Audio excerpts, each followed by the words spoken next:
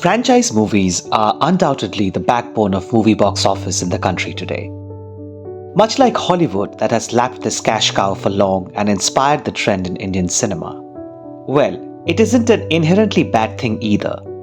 With its contribution to pop culture, crowd pull into theaters, and fan bases obsessed with references, parallel universes, and Easter eggs. But then, the overuse of recognizable brands has taken such a devouring role in our cinema that the perils might be well beyond regular accusations of uninspired cash grabs. So what's exactly wrong with this epidemic of franchise films? Let's try to understand. The most exhausting part of the franchise films are its inane unoriginality. Most of these are lazy products simply trying to build on the success of its first installment, with bigger stakes, cruder jokes, and deadlier weapons. It is not about subverting the themes or building up on an existing storyline. Instead, it's about refurbishing easy tenets of the old products for more cash. The Bhool Bhulaiya franchise is an apt example, where the hero figure is fighting the spirit Manjulika in different forms with new stars roped in for flaunting ghostly performances. And what it does in the process is demolish the basic theme of the original film.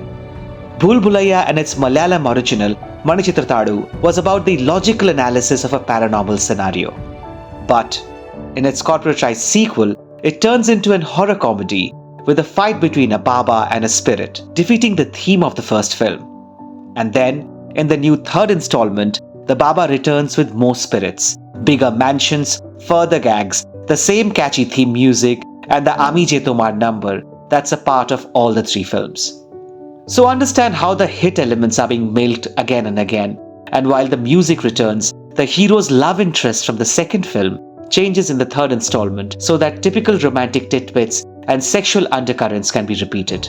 Rohit Shetty's Singham Cop universe doesn't even need such dissection. It's about more stars in each new film, each having their own action sequence, funny lines, and vehicles to ride, while the stakes keep on increasing for our heroes to save the day. By the way, in the latest installment, the Singham characters also find parallels from Ramayana, another cash cow running steady in the market to fetch political fuel and easy profits. Please note that this is not the same as what S.S. Rajamouli did in Bahubali, breaking his magnum opus in two parts. The canvas of Bahubali organically flowed into the two installment, with the country stuck over the cliffhanger at the end of the first part. Same goes for bona fide filmmakers like Anurag Kashyap or Lijo Jose Pellicerri, as they build on their canvas for more than one film, as they weave Gangs of Wasseypur or Malai Kotti Valiban. That's the way the rightly made web series work, as they build on the upcoming seasons in the ongoing ones, distributing the character arcs over seasons, never in a hurry for pushing too many things at one go, or damage the central ideas of the predecessors in successive outings. But the entire arena of Indian cinema across industries running blindfold and replicating the success of Bahubali, mostly invested in the wrong points. There seems to be a mandatory need now to have the spectacle film broken into 2 or 3 installments, more from a point of business than organic storytelling. These will mostly be larger-than-life sagas of a male savior or a rebel for a cause, and almost always a mix of same old things, lacking in originality or vision. If it ain't broke, don't fix it. Seems to be the mantra, playing it safe to the core, focusing only on fans then trying something new, thus reaching an imaginative dead end. Mammootty's Turbo Joes will now wait for a deadlier villain to face after neutralizing the wrath of Raj Shetty's Shanmugha Sundaram. In the Brahmastra franchise, Ranbir Kapoor's Shiva will wait for a mightier supervillain, Dev, to fight him and save the world. And in the LCU universe, Agent Vikram is waiting with his sidekicks and cross-film comrades for the fury of Rolex to unfold. And if the parent film does not have a good box office run for some reason, the planted installments will never come. Like Jagga Jasoos will never get to fight Bashir Alexander. Jagga Jasoos, a beautiful and original film on its own, ends on an incomplete note, thanks to the franchise mania ongoing in our cinema today. The entire idea comes from the comic book origin movies popular in Hollywood, be Marvel, DC Comics or other, and there's no problem whatsoever in having such movies in India.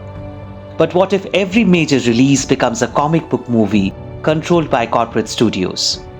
What if most of these movies lose their individuality in trying to serve cross-references for fans? What if these franchise movies continue to obscure smaller independent voices, limiting their theatrical release with every passing day, obstructing diversified cinema experience for the younger audiences in their formative years? What if realism and relativity is significantly lost in these franchise films, even if pertinent issues are raised in many of them, because the fans are looking at them as a new product from a cherished brand, rather than a piece of art or a life-inspiring experience? Joker Folie à Deux will be an interesting point of observation here, as director Todd Phillips deconstructs the entire myth of Joker in his new film, presenting a pure independent cinema, a musical, breaking multiple guardrails of franchise cinema. The result is obvious: a dry box office, walkouts and fan fury, and it won't be one penny different if any of our homegrown franchises opt to break the way. The resurrection of dead franchises and the creation of new ones, based on recognizable intellectual properties, somewhere all target one core emotion, that of nostalgia. When Satyajit Ray made his Feluda movies back in 1974 and 1979, there were genuine children movies based on his own stories of the evergreen sleuth that also appealed to the adults. He adapted his writings to fit the charm of the visual medium, with the story and its thrill as the key, while the characters and their idiosyncrasies, the exotic locations, or the action sequences served that more important storyline. Feluda movies have changed hands multiple times since the master's death, mostly trying to milk the Bengali nostalgia around the beloved super sleuth without enough investment on the script, its organic flow, and engagement factor for the audience. Feluda and his gang hardly adapted to the new times, with Shundeep Roy always stuck loyal to his father's plotting and dialogues, and even when modern amenities are on display, they hardly play a role in the investigations. Films around Byomkesh, the other popular Bengali sleuth, have not been different, with multiple directors trying to poke at the Bengali sentiment around Sharadindu Bandyopadhyay's story and Satyajit Uttam Kumar combo of 1967. The approach is a short and simple program structure. There would be a secure taking and footfall thanks to Bengali nostalgia around these characters, so keep on churning. Translate the source writings into some working scripts without any heed to how flat they turn out to be in the exhaustingly unoriginal process. Place easy gags along the way, like funny lines from Jotayu, Feluda's companion, or romantic tidbits between Byomkesh and his wife. Serve signature locations on screen from the city where the new case is set up, and punctuations of pulsating music, a mix of old nostalgic tunes with mostly banal, fast and new notes. That is it. This is the formula running through every year in Bengali cinema, expanding from Feluda, Byomkesh to Kaka Babu, Shabor, and every other possible detective character from Bengali literature. Dibakar Banerjee tried to break the structure with his uber-original take on Byomkesh. The film was flawed in multiple ways but deserved acknowledgement for its courage and originality that we, the audience, denied. Now, the excuse might be that these movies, even if redundant, do make money for the producers. So what if 3-2 is just an uninspiring derivative of its groundbreaking prequel? It is the highest grossing Hindi film ever, beating Jawan's India box office collection. But if you do an inflation-adjusted calculation of the box office numbers, you will find that the individual films such as Sholay, Hum Aapke Hain Kaun, Naya Daur or Mughal-e-Azam feature at the top.